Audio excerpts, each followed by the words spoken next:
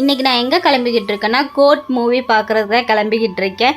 கல்யாணத்துக்கு முன்னாடினா தேட்டருக்கு போனதே இல்லை. வீட்டில் கேட்டாலும் விட மாட்டாங்க. ஃப்ரெண்ட்ஸ் கூட போகிறேன்னு சொன்னாலும் விட மாட்டாங்க. எங்கள் அம்மா கிட்ட ஏமா கூட்டிகிட்டு போக மாட்டேற, நீ கல்யாணம் முடிச்சோன்னா உன் புருஷன் கூட போய்க்கோ அப்படின்னு சொல்லிட்டு சொன்னாங்களா. அதோட சரி நானும் அதோட விட்டுட்டேன். அதுக்கப்புறம் கல்யாணம் ஆனதுக்கப்புறம் என் ஹஸ்பண்ட் தான் வந்து ஃபஸ்ட் டைம் கூட்டிகிட்டு போனாங்க. என்ன படத்துக்குன்னா விக்ரம் மூவிக்கு தான் கூட்டிகிட்டு போனாங்க. சென்னை வந்ததுக்கப்புறம் ஒரு 3 மாதத்துக்கு ஒரு டைம் இல்லைன்னா 2 மாதத்துக்கு ஒரு டைம் வந்து மூவினா கூட்டிகிட்டு போவார்.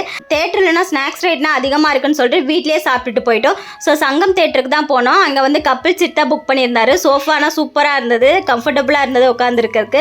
ஃபர்ஸ்ட் ஹாஃப்னா பார்த்துட்டு இன்டர்வல் விட்டாங்க. அதுக்கப்புறம் வந்து எல்லாரும் போய் ஸ்நாக்ஸ் வாங்க போனாங்க. எனக்கு வந்து ஸ்நாக்ஸ் வேணும்னு கேட்டோன்னே என் வீட்டுக்கார் வந்து ஸ்நாக்ஸ் தான் வாங்கி கொடுத்துட்டாரு. ஸோ நான் வந்து தளபதி ஃபேனு, என் வீட்டுக்கார் வந்து தலை ஃபேனு. நீங்கள் என்ன ஃபேனுன்னு சொல்லிட்டு கீழே மறக்காமல் கமெண்ட் பண்ணுங்கள். படம் எப்படி இருக்குன்னு சொன்னால் விஜய் ஸ்டைலில் வந்து வெறித்தனமாக இருந்துச்சு. நீங்கள் பார்த்துட்டிங்கன்னா சொல்லிட்டு கீழே மறக்காமல் கமெண்ட் பண்ணுங்கள். இந்த வீடியோ பிடிச்சா லைக் பண்ணுங்கள்.